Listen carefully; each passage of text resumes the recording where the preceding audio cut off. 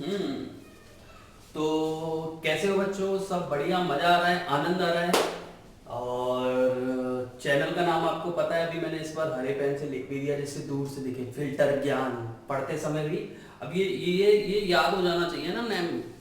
Chemistry कहीं से भी पढ़नी है, आगे मैं इतना कंटेंट डालने वाला हूँ कि मतलब आप एडवांस तो नहीं, मेंस फोड़ दोगे, फोड़ दोगे, सही बता रहा हूँ।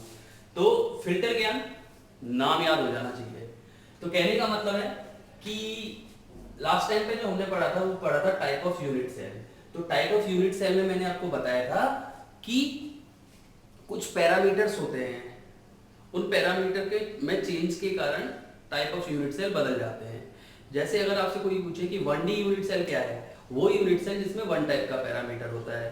फिर 2D यूनिट सेल क्या है, वो जिसमें तीन टाइप के, याद है ए बी और थीटा। अगर नहीं याद है लास्ट वीडियो देखो, पता चल जाएगा। फिर यूनिट सेल होते हैं, हाँ, फिर उसके हिसाब से हमने 5 यूनिट सेल पढ़ा था। फिर जो यूनिट सेल होगा वो 3D में होगा।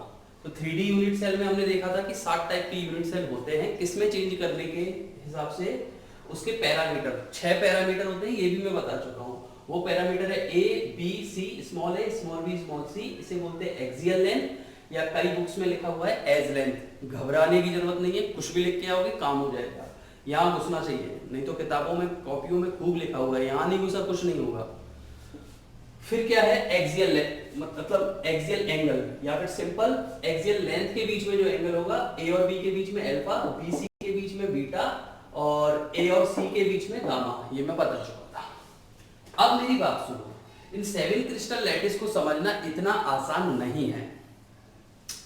समझना आसान है, चलो ठीक है, पर याद रखना आसान नहीं है। तो मैंने इसको लेके एक ट्रिक बनाई है, आप इस ट्रिक को समझिए और गारंटी है कि याद हो जाएगा। अब याद कैसे होगा, देखिए, सपोज कि कई लोग ऐसे होते हैं जो पढ़ते नहीं हैं, दिमाग को बूस्टअप नहीं करते। जैसे लॉकडाउन में अगर आप बैठे हो तो दिमाग को बूस्टअप करो। कई लोग बॉडी तो मूवमेंट वैसे भी नहीं कर रही, घर में पड़े हैं तो पड़े रहने दे। कई लोग एक्सरसाइज कर रहे हैं, लेकिन कई लोग जैसे एक्सरसाइज कर रहे हैं, ठीक है चलो, उसके बाद भी दिमाग को तो चलाना जरूरी है, दिमाग ठस हो जाएगा नहीं तो। उसके लिए क्या करें, तो बहुत सारी अपने इंटरेस्ट के हिसाब से जो जो चीज़ें यूट्यूब वगैरह पर वीडियोस देखो, उससे सीखो। खाना बनाने दिमाग चलता रहना चाहिए। जिस तरीके से बॉडी को भूख की जरूरत होती, मतलब खाने की जरूरत होती है, उसी तरीके से दिमाग को नॉलेज की जरूरत होती है। अगर वो नहीं मिला, बैंड बजेगी। ठीक है। तो कहने का मतलब यह है कि जो ऐसे काम नहीं करता, दिमाग को बूस्टअप नहीं कर रहा है, और ना पढ़ता है ना लिखता है, कचरा होता जा रहा है, कबाड़ा होता जा रहा है, तो वो लोग क्या करते हैं, सड़क के किनारे खड़े हो जाते हैं। कभी कभी कभी स्कूल की छुट्टी हुई, कभी गर्ल्स वगैरह निकली, अभी होता है ऐसा, कई लोग करते हैं। तो वो क्या करते हैं, सीटी मारते हैं। तो क्या हम सीटी मारने के बाद उन्हें छोड़ देते हैं? अरे धो देते हैं। तो हम उससे कहते हैं, क्या कहते हैं, सीटी और सीटी और मारी तो हेक्सागोनल शेप में, मोनोक्लिनिक, मोनो मतलब एक, एक क्लिनिक में नहीं, तीन तीन क्लिनिक मतलब ट्राई क्लिनिक में जाके भी तेरा इलाज नहीं हो पाएगा।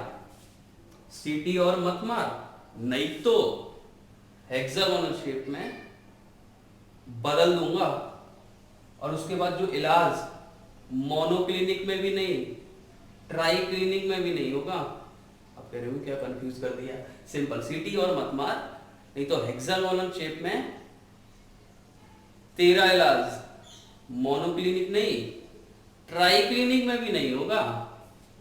आया कि नहीं आया?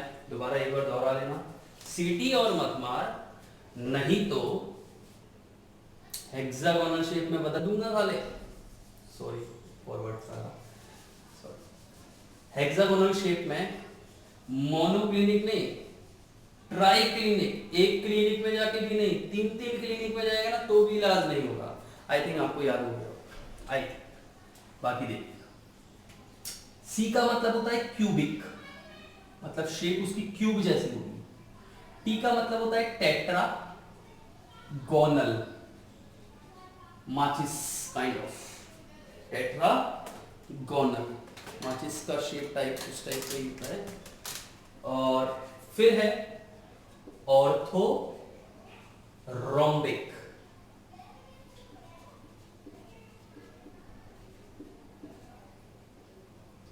फिर है रोम्बो हेड्रल। ठीक है, तो आई थिंक मेरे को लग रहा है आ गया।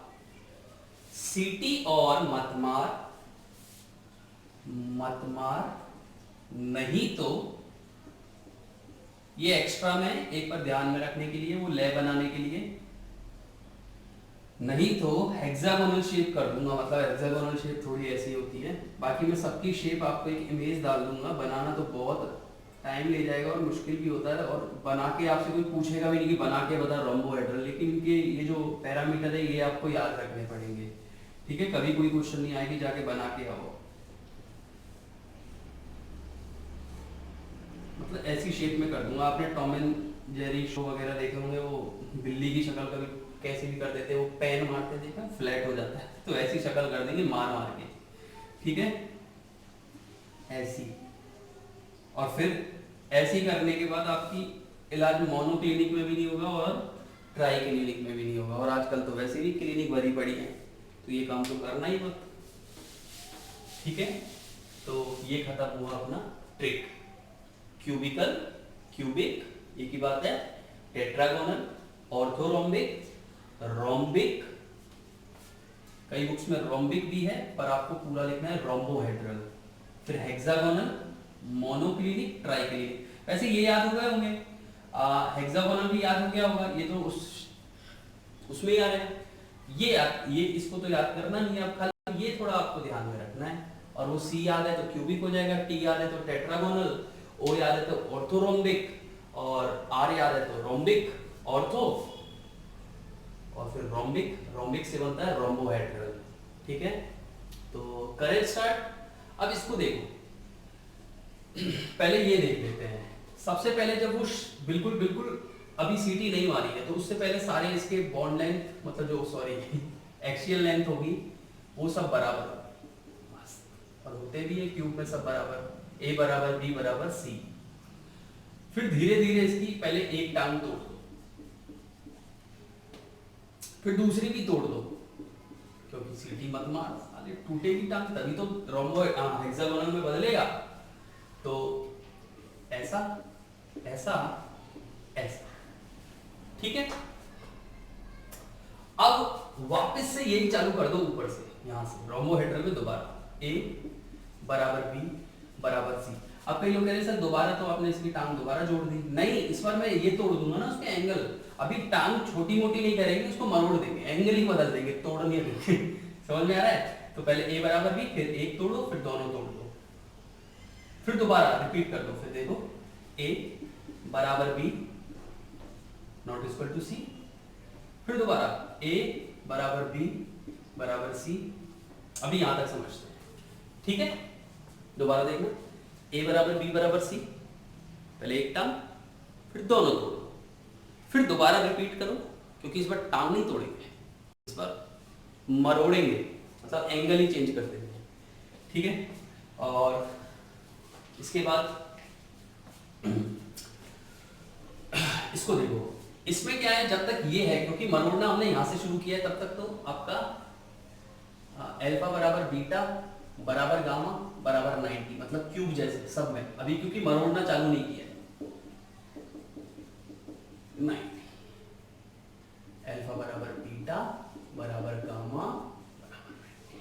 ठीक है, ये 90 अल्फा बराबर बीटा बराबर गामा, क्योंकि अभी तोड़ना चालू नहीं किया है, मतलब मरोड़ना चालू नहीं किया। तोड़ना तो इनमें तीन तोड़ दी, एक टांग तोड़ दी, दूसरी तोड़ दी, पर अभी मरोड़ी नहीं है, खींची है बस, तोड़ दी है। इसमें क्या होगा, अब इसमें बच्चों क्या होगा, अब मरोड़ना शुरू, तो अब क्या होगा, अल्फा बराबर बीटा बराबर गामा, और ये 90 डिग्री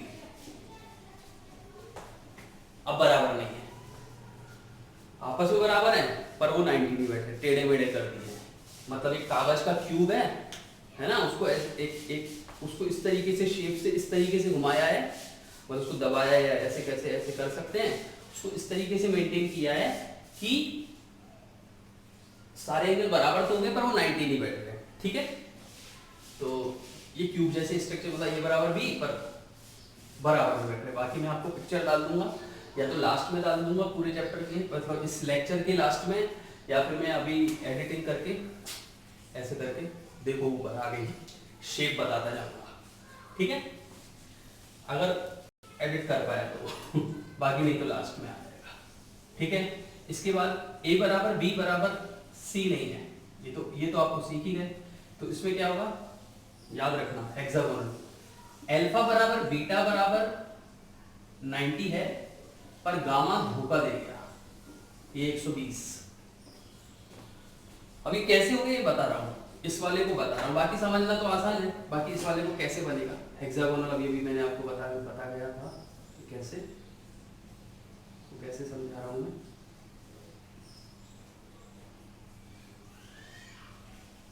ये हेक्सागोनल शेप है, राइट, इस तरीके देखो ए बी और सी, ए और बी तो बराबर है जो इस हेक्सागोनल में है, सी बराबर नहीं है, सी बड़ी होती है, ठीक है। और देखो ये एंगल 120 का है। आप अगर कहोगे सर गामा तो अलग होता है, गामा तो इसको बी मान लो, इसको ए मान लो, ओ इसको सी मान लो, इसको ए मान लो, क्या भाई आप कहोगे सर गामा जो एंगल होता है वो तो ए और सी के बीच में होता है, तो कोई दिक्कत नहीं है, इसको ए मान लो, इसको सी मान लो, इसको बी मान लो, बात एक ही है। बस हो क्या गया है कि कोई एक अलग है, कोई एक अलग है। अब मैंने ये ट्रिक बनाने के लिए सी को अलग माना है, आप ऐसे कर सकते हो कि बी और सी बराबर बी, ए और सी बराबर कर सकते हो और बी अलग कर सकते हो, उसमें कोई फर्क नहीं पड़ता, बस एक अलग होनी चाहिए, दो बराबर होनी चाहिए। आगे बात समझ में।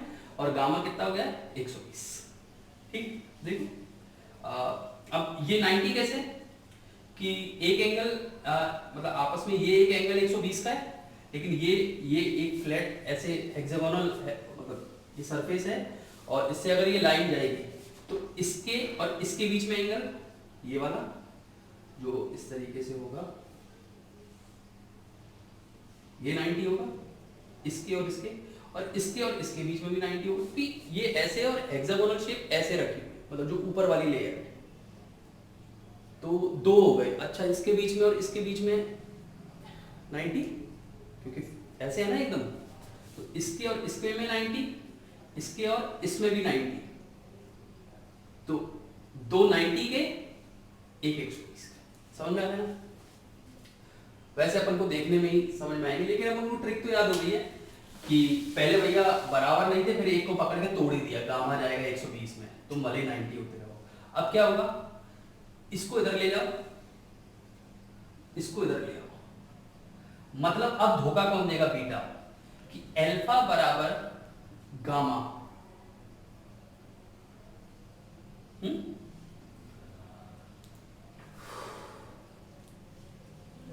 इक्वल टू 90,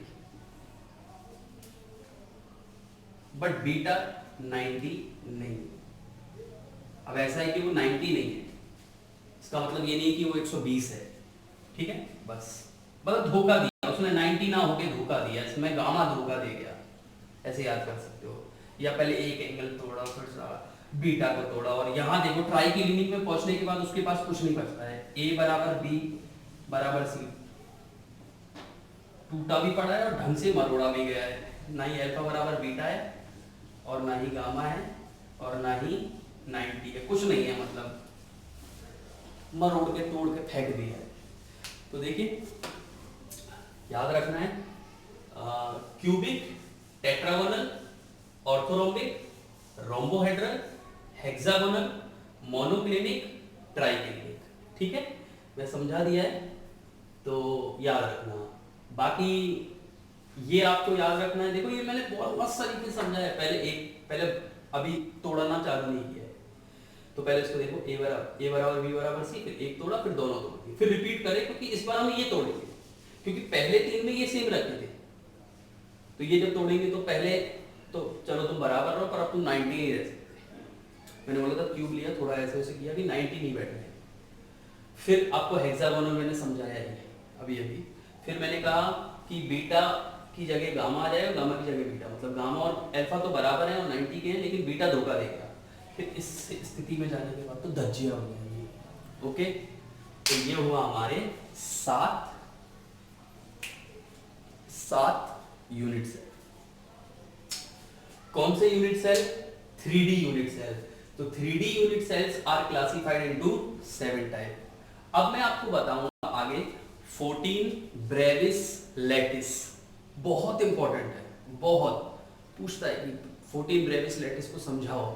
तो उसमें इनका बड़ा ये नहीं बदलेगा, जो चीज बदलेगी वो मैं आपको बताऊंगा और थोड़ा आगे बात करते हैं। ओके, तो कॉपी पेन लेके बैठे रहना, तो समझते रहना और लिखते जाना।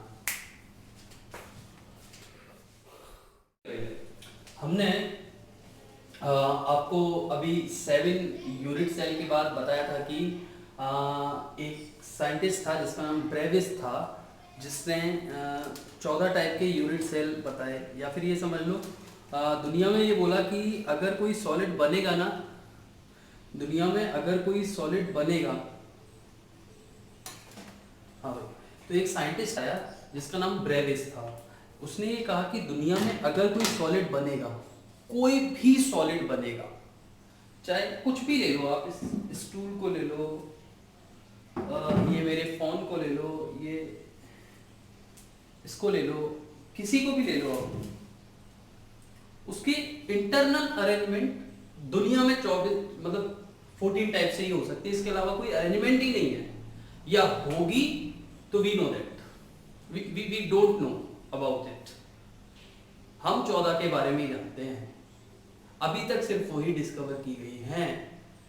मतलब एक्सरे थ्योरी, जब एक्सरे अंदर जाती है, उसका प्रिंट, जो इंटरनल जो अरेंजमेंट है, उसका प्रिंट कहाँ आता है? कंप्यूटर पे आता है। तो हमको टोटल कितनी अरेंजमेंट मिली है? 14। अब अगर हम 14 अरेंजमेंट को समझना चाहते हैं तो हमको 4 टाइप की अरेंजमेंट देखनी पड़ेगी, जिससे पहले 4 टाइप क्या बनेंगी? यूनिट सेल बनेंगी, जिससे आगे हम समझ पाएंगे कि कैसे 14 ब्रेविस लैटिस बनते हैं। समझ में आया? तो देखो, इसको समझने से पहले हमें 4 मेन अरेंजमेंट आनी चाहिए, जिसके बेसिस पे 4 टाइप की यूनिट सेल मिलेगी। समझ में आया? 4 टाइप की यूनिट सेल मिलेगी। तो अब इन 4 टाइप की यूनिट सेल में से पहला है सिंपल यूनिट सेल। सिंपल, ठीक है। तो सिंपल यूनिट सेल कैसी होगी? इसे हम कॉर्नर सेंटर यूनिट सेल भी बोल देते हैं। ये अभी बुक वगैरह में तो नहीं मिलेगी, ये मेरा मानना है, ये मैंने एक लाइन दे दी है कॉर्नर सेंटर पर। अभी क्या बोलेंगे? सिंपल। तो अगर मैंने ये कोई क्यूबिकल यूनिट सेल ले ली, तो if particle at only corners, if particles are at only corners, then it is called simple. मतलब सुनो, अगर ये पार्टिकल कॉर्नर में नहीं जाते तो क्या हम बता पाते कि ये यूनिट सेल क्यूबिकल है? भाई, आज अगर पार्टिकल इसके हर कोने पर आ जाए, इधर इधर बीच में, इधर इधर इधर इधर इधर इधर इधर, तो हम ये बता देंगे ना इसकी शेप एक, मतलब हाँ यार स्टूल जैसा लग रहा है। अगर मैं सबको मिलाऊंगा तो बचपन में हमको वो दिए जाते थे, डॉट दिए जाते थे, फिर हम उनको मिलाते थे तो मगरमच्छ बन रहा है, क्रोकोडाइल वगैरह, जो भी कुछ बन रहा है, कभी मछली बन रही है या कभी कुछ और बन रहा है, तो वो समझ रहे हो? तो हम ये कहेंगे हाँ भाई ये इसकी कोनों पर है। तो सिंपल यूनिट सेल की, हाँ ये तो सिंपल यूनिट सेल है, तो कम से कम सिंपल के अंदर पार्टिकल कहाँ होना चाहिए? कॉर्नर पे, क्योंकि कॉर्नर पे है तभी तो हम डिसाइड कर पाए हैं ना कि ये एक यूनिट सेल है। समझ में आ रहा है मैं क्या कह रहा हूँ? तो सिंपल यूनिट सेल, तो हम समझ जाएंगे अच्छा सिंपल है, कॉर्नर पे है तेरे पार्टिकल। समझ में आया कि नहीं? तो ये वाली बात। तो simple unit cell, if particle are at only corners, then it is simple unit cell, and it define what? It define the structure of unit cell, मतलब basic structure, simple structure, इसके बिना कुछ हो ही नहीं सकता। ठीक है। अगला क्या है? Body centre. अब मेरी बात सुनो, बॉडी सेंटर का मतलब ये है कि सिंपल तो वो होगी ही, ये फिक्स हो गई है, सिंपल तो है ही नहीं, तो फिर वो यूनिट सेल ही नहीं मिलेगी। तो हम ये कहेंगे वो यूनिट सेल जिसमें पार्टिकल कॉर्नर पे तो है ही, और साथ में बीचों बीच, मतलब अगर ये कमरा है तो इसके 8 कोने हैं, 1 2 3 4 ऊपर वाले, 4 ये नीचे। मैं जिस कमरे में खड़ा हूँ क्यूबिकल, तो 4 छत के कोने में होते हैं, 4 इधर कोने में होते हैं, देखे होंगे आपने। तो देखो 4 ये वाले 4 ये वाले, ये तो है ही, प्लस एक यहाँ रखा हुआ बीचों बीच बॉडी सेंटर, तो उसे बोलेंगे body centred unit cell. Okay, तो लिख रहे हैं if particles are at corners and at the centre of the body then it is called what? Body centred unit cell. अगला है थर्ड, फेस सेंटर्ड। तो फेस सेंटर्ड यूनिट सेल का मतलब है सिंपल कि अगर पार्टिकल कॉर्नर पे तो होंगे ही, प्लस हर एक दीवार के फेस पे, जैसे कॉर्नर पे तो है, तो ये एक दीवार का एक फेस, एक इसके जस्ट सामने वाली दीवार, एक इधर, एक इसके जस्ट सामने वाली, एक नीचे, एक इसके सामने वाली। तो टोटल एक क्यूबिकल कमरे में कितने फेस होते हैं बच्चों बताओगे? 6। कितने? 6। 1 2 3 4, फिर एक ये पीछे वाली दीवार और फिर ये एक ये वाली आगे, तो 6 फेस। तो कहाँ होंगे? कॉर्नर पे तो होंगे ही, प्लस फेस पे। तो अभी मैं 2 ही बनाए हैं, एक ये रहा फेस पे, एक ये फेस पे, एक और फेस पर, एक और फेस पर, एक पीछे वाली दीवार के फेस पर। अब वो कैसे बनूंगी? हाँ, और एक आगे वाली दीवार के, देखना एक इस दीवार के फेस पर ये रहा, और ये वाला है ना, ये जो पीछे से ऐसे कट के जा रही है यहां से, आया कि नहीं? तो अब मैं ये कह रहा हूं कि फेस सेंटर कौन सी होगी? कौन सी होगी? सभी कोनों पर, बॉडी पर नहीं, बॉडी पर होगी तो बॉडी सेंटर, सभी कोनों पर और 6 फेस पर, तो वो क्या कहलाएगा? Face centred unit cell. मतलब एक अरेंजमेंट है ऐसी जिससे एक अलग टाइप की यूनिट सेल मिलती है। एक अरेंजमेंट मैंने सेट कर दी, 6 पार्टी 6 फेस पे लगा दिए, 8 कोनों पर लगा दिए। कोई मुझसे पूछेगा क्या है अरेंजमेंट, क्या है? मतलब कि अरेंजमेंट जो भी हो, पर मैं इस अरेंजमेंट के बाद इस यूनिट सेल का नाम क्या दूंगा? Face centred. इस यूनिट सेल का नाम क्या दूंगा? Body centre. इसका क्या नाम दूंगा? कॉर्नर पे हुए तो सिर्फ कॉर्नर पे हुए तो सिंपल। अगला आता है एंड सेंटर। तो एंड सेंटर बहुत इजी है। If particles at corners and at any 2 opposite face, corner पे तो होंगे, साथ में किन्हीं भी 2 अपोजिट फेस। मतलब ये अगर मैं यूनिट सेल बना दिया,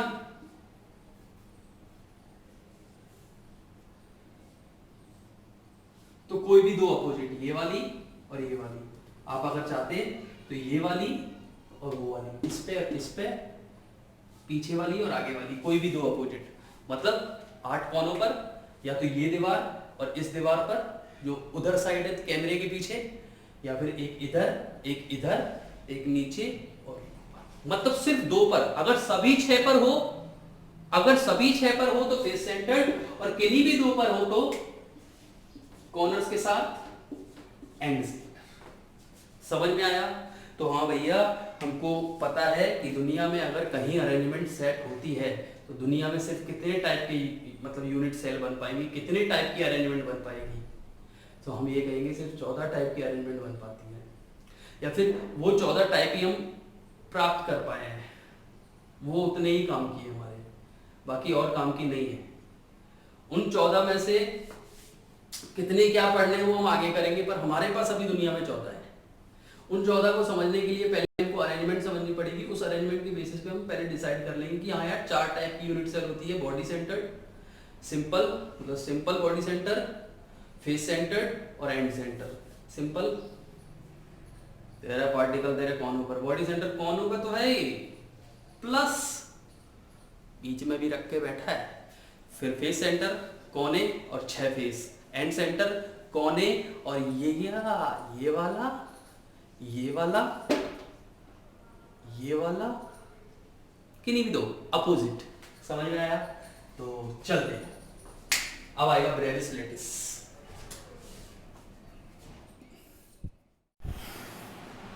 हाँ भाई, तो करें स्टार्ट। तो स्टार्ट करते समय अपन हम देखेंगे कि 14 टाइप के ब्रेविस लेटिस। तो 14 टाइप के ब्रेविस लेटिस, इसको ऐसे समझो, देखिए मैंने ये कहा है कि दुनिया में सिर्फ 14 टाइप की ही अरेंजमेंट हो सकती है पार्टिकल्स की, बस 14। मतलब किसी सॉलिड को हम लेके आ रहे हैं, उसको स्कैनिंग कर रहे हैं एक्सरे से, उसका जो इंटरनल अरेंजमेंट है वो हम मतलब टीवी पे या कंप्यूटर पे देख रहे हैं। जब हम वो स्कैनिंग को देख रहे हैं ना, तो हमने ये देखा कि सिर्फ 14 टाइप की फिक्स अरेंजमेंट मिल रही है हर सॉलिड में अब तक, उसके अलावा कुछ नहीं मिला। अब जितनी अरेंजमेंट होगी उतनी यूनिट सेल होगी, ध्यान रखना, जितनी अरेंजमेंट उतनी यूनिट सेल। अब अरेंजमेंट 14, यूनिट सेल मैंने आपको 7 बताई, तो मैं कह रहा हूँ 14 यूनिट सेल भी होंगी। तो अब कहेंगे यार ये अपनी बात से बदल जाता है, ये व्यक्ति कौन है जो हमें सामने बैठ के पढ़ा रहा है? तो ऐसा नहीं है।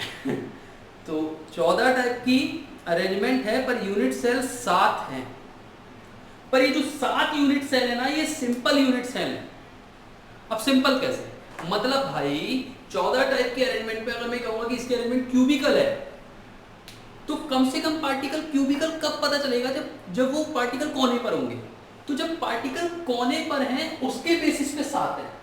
मतलब सबकी सिंपल सेल होगी, मतलब सिंपल अरेंजमेंट होगी, जो अभी जस्ट मैंने बताया। मतलब सबकी क्लिनिक, मतलब क्यूबिकल की भी, टेट्राहेड्रल की भी, ऑर्थोरोम्बिक की भी, सबकी एक जरूर होगी। वो कौन सी होगी? सिंपल। अबे जब पार्टिकल कोने पे दिखेंगे ही नहीं, तो हम कह कैसे सकते हैं कि ये क्यूब है? हमें तो ऐसे दिखे तो हम तो टेट्राहेड्रल बोलने लग जाएंगे ऐसे।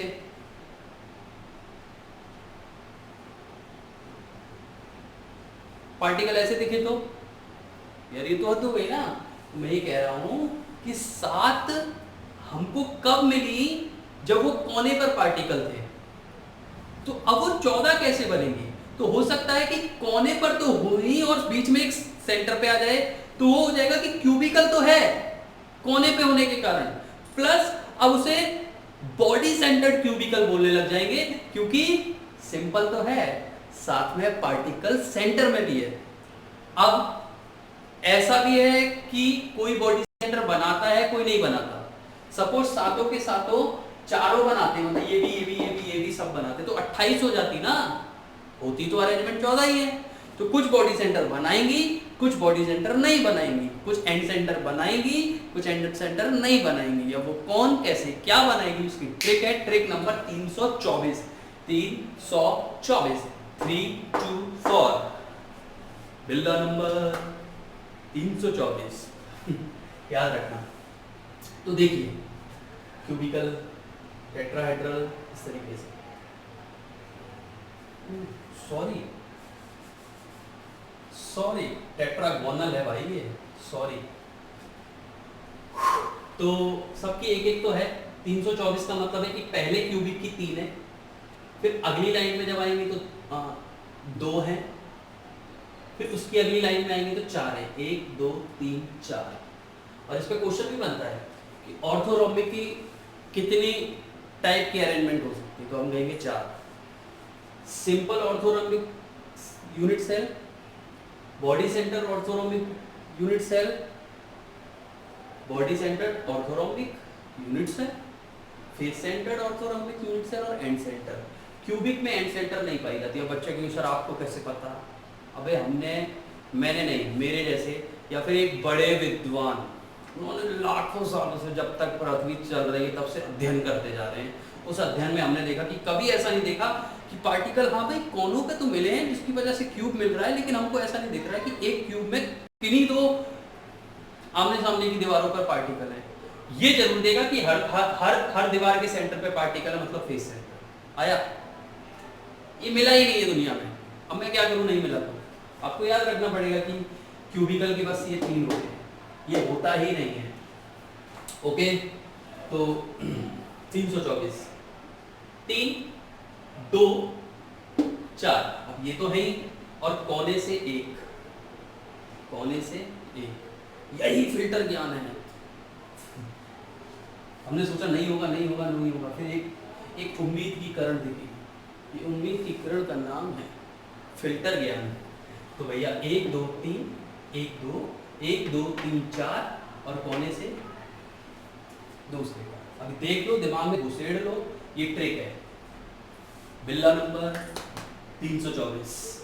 तो याद रखना, सबका एक एक तो मिलेगा, 3, 2, 4 और कोने से 1। अब गिन के देखो 14 हो गए हैं, 7 तो ये हो गए, 8, 9, 10, 11, 12, 13, 14। तो यही होते हैं आपके 14 ब्रेविस लेटर्स।